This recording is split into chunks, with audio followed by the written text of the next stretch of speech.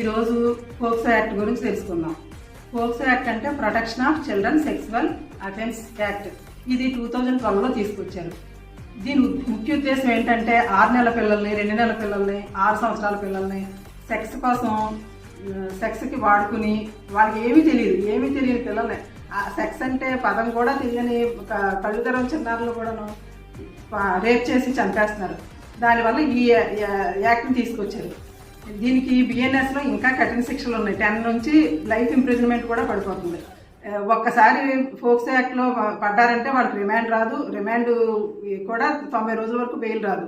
Next 20 సంవత్సరాల నుంచి life imprisonment పడిపోతుంది. కాబట్టి చాలా జాగ్రత్తగా ఉండాలి. అబ్బాయిలు, యువత మత్తు పదార్థాలకు లోనయ్యి, అమ్మాయిల్ని ఈ సోషల్ మీడియాకి ప్రభావం లోనయ్యి యువత చెడుదారిన పడుతున్నారు. సెక్స్ వైపు మొగ్గు చూపుతున్నారు. అమ్మాయిల్ని హెరాస్ చేయాలి, అమ్మాయిలకి అట్రాక్ట్ అవ్వడం, వాళ్ళు టచ్ చేయాలనుకోవడం, వాళ్ళతో సెక్స్ రిలేషన్ పెట్టుకోవడం చేయడం వల్ల లైఫ్ స్పాయిల్ అయిపోతుంది. దీనికి మత్తు పదార్థాలు, గంజాయి ఇలాంటివి కూడా ఎక్కువ తోడవుతున్నాయి.